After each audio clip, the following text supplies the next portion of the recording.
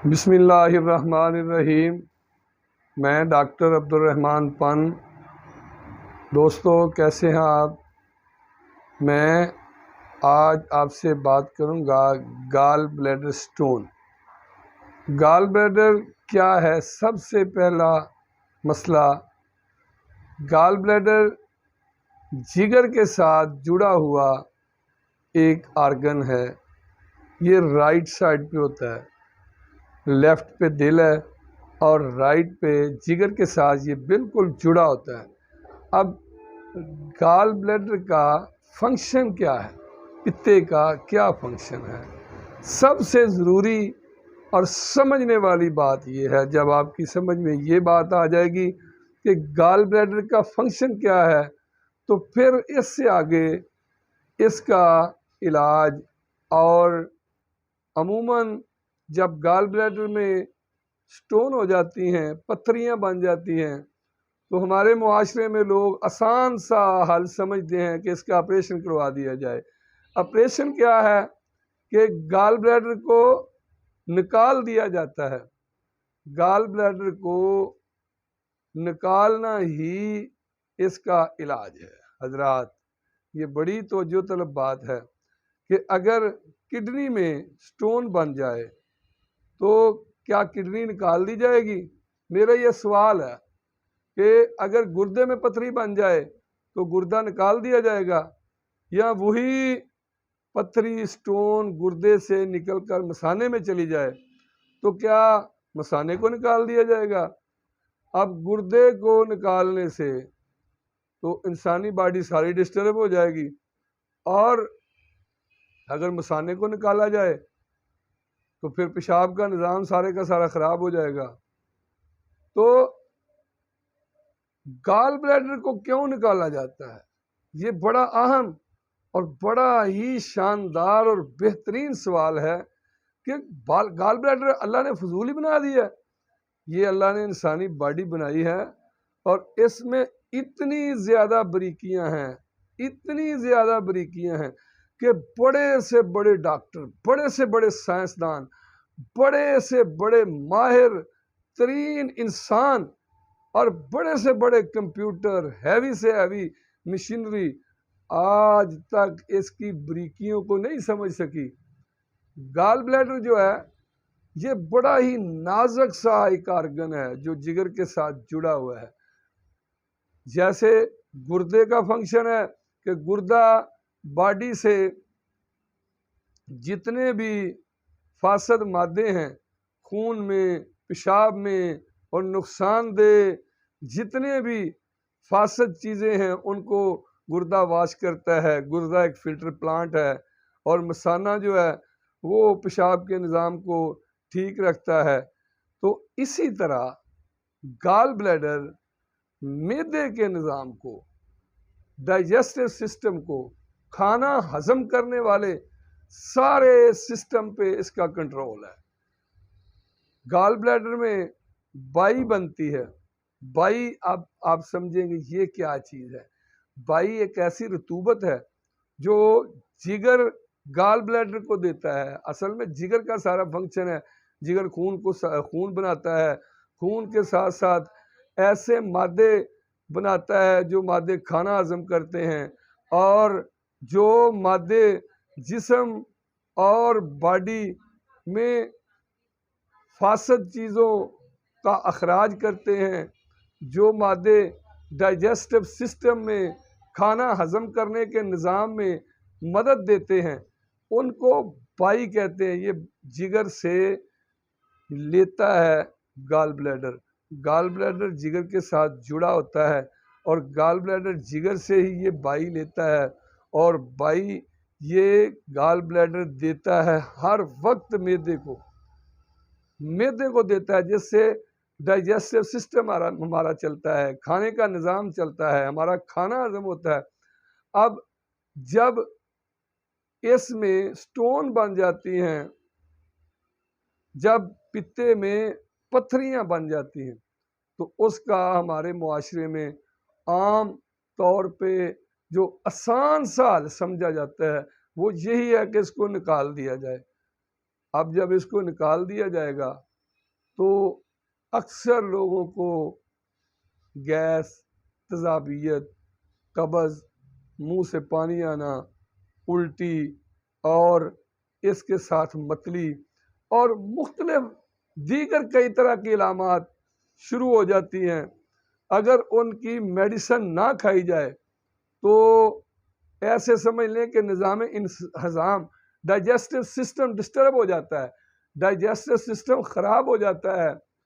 तो अब समझने वाली ये बात है कि पित्ते में पत्थरियाँ गाल ब्लैडर में क्यों बनती हैं। ये भी एक बड़ा आम सवाल है कि क्यों बनती हैं। सबसे पहले पत्थरियाँ बनने की वजूहात ज़्यादा मोटापा होना, टाइम ब टाइम खाना खाना और ज़्यादा मसालेदार ग़िज़ाएँ इस्तेमाल करना, खाने में परहेज़ ना करना। तो उसके बाद एक और अब जो सबसे बड़ी बात सामने आ रही है कि ये फीमेल में ज़्यादा आ रही हैं गाल ब्लैडर में स्टोन। फीमेल अक्सर आजकल अपना मोटापा कंट्रोल करने के लिए डाइटिंग करती हैं और ये डाइटिंग भी जो है, डाइटिंग की वजह से भी जो बाई होती है इसमें गाल ब्लैडर में, जब खाना हम खाएंगे उस वक़्त उस बाई की ज़रूरत पड़ती है मैदे को। तो अल्लाह ने ऐसा सिस्टम बनाया है कि जिस वक़्त जिस चीज़ की ज़रूरत है उसी वक्त उसने एक्टिव होना है। जब खाना खाना नहीं, कई कई घंटे गुजर जाने हैं भूखे रहते हुए, तो भूखे रहने की वजह से मैदा खाली हो जाता है, उस बाई की ज़रूरत नहीं पड़ती मैदे को, डाइजेस्टिव सिस्टम को ज़रूरत नहीं पड़ती बाई की। बाई पड़ी रहती है जब पित्ते में, गाल ब्लैडर में, तो वो जमना शुरू हो जाती है, जिसकी वजह से स्टोन बनना शुरू हो जाती हैं। मोटापे की वजह से भी, ज़्यादा मसालेदार ग़िज़ाएँ खाने से भी, टाइम ब टाइम खाना खाने से भी, और अक्सर हमारे मुआशरे में अक्सर लोग वर्जिश वगैरह बिल्कुल नहीं करते, खाना खा के बैठे रहते हैं। अच्छी ग़िज़ा खानी है, अच्छी ग़िज़ा खाने के बाद किसी किस्म की कोई वर्जिश नहीं, हिलना जुलना नहीं, खाना अच्छा है उसके मुताबिक काम नहीं करना। तो इससे भी आजकल देखा जा रहा है कि स्टोन आ रही हैं गाल ब्लैडर में। अब हम इसके इलाज की तरफ चलते हैं। गाल ब्लैडर की स्टोन की सबसे पहले होम्योपैथिक जो मेडिसिन है वो है कोलेस्ट्रोनियम। कोलेस्ट्रोनियम 3x, ये छोटी छोटी गोलियां आती हैं, सुबह दोपहर शाम 3-3 गोलियां लेनी चाहिए। उसके बाद होम्योपैथिक मेडिसिन है लाइकोपोडियम, ये राइट साइड की मेडिसिन है, दाईं साइड पे बड़ा अच्छा असर करती है।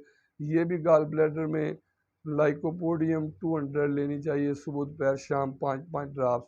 और उसके साथ अगर दर्द ज़्यादा हो रही है तो कोलोसिंथस बड़ी शानदार और बड़ी बेहतरीन मेडिसिन है। इसके साथ चाइना 200 है, और चाइना के साथ साथ सबसे बड़ी मेडिसिन पित्ते की, गाल ब्लैडर की, नक्सवा मीका है। और एक मदर टिंचर का भी मैं आपको ग्रुप बता देता हूँ। सबसे पहले मदर टिंचर में बेरबरस वल्गरस मदर टिंचर है। बेरबरस वल्गरस किसी किस्म की पथरी हो, अगर गुर्दे में हो, मसाने में हो, पित्ते में हो, तो सब पथरियों के लिए ये ऑलराउंडर मेडिसिन है बेरबरस वल्गरस। और बेरबरस वल्गरस के साथ चैलिडोनियम क्यू, चैलिडोनियम मदर टिंचर, और चैलिडोनियम मदर टिंचर के साथ चैनुंथस, चैलिडोनियम और बेरबरस, ये 3 मदर टिंचर आपने लेने हैं। तीनों को इकट्ठा मिला के सुबह दोपहर शाम 10-10 ड्राफ्ट इस्तेमाल करने हैं। आप इन मदर टिंचर को और कोलेस्ट्रोनियम, लाइकोपोडियम, कोलोसिंथस, नक्सवा मीका इस्तेमाल करें। अल्लाह की रहमत से बाज़ दफ़ा 1 माह के इस्तेमाल से पत्थरियाँ डिस्चार्ज हो जाती हैं, और बाज़ दफ़ा 2 माह 3 माह भी लगते हैं पत्थरियों को ठीक करने के लिए। ये बड़ा शानदार और बेहतरीन इलाज है। जहाँ तक हो सके पित्ते की सर्जरी से बचना चाहिए। पित्ता अल्लाह ने वैसे बेकार नहीं बनाया। अल्लाह का फरमान है, रब्बना मा खलक़्ता हाज़ा बातिला सुब्हानक फ़क़िना अज़ाबन नार, कि अल्लाह ने कोई भी चीज़ बेकार पैदा नहीं की। असल में इसके ऑपरेशन की जो सर्जरी की वजह डॉक्टर साहिबान बताते हैं कि इसका हल सिर्फ सर्जरी है, क्योंकि ये पित्ता है ही इतना नाजुक, इतना नरम होता है कि इसकी सर्जरी का आज तक कोई सिस्टम बन ही नहीं सका। जब भी इसको छेड़ेंगे तो ये फट जाएगा। पित्ते को छेड़ने से पित्ता खराब हो जाएगा। इसलिए डॉक्टरों ने, सर्जनों ने ये हल निकाला है कि इसको निकाल ही दिया जाए। पित्ते को निकालने के बाद बंदे को सारी उम्र मेडिसिन खानी पड़ती है। अगर पित्ता ना निकला हो फिर तो इलाज हो सकता है, अगर पित्ता निकल जाए तो उसके बाद फिर इसका इलाज कोई नहीं, सारी उम्र मेडिसिन खानी है, मेडिसिन पे चलना है।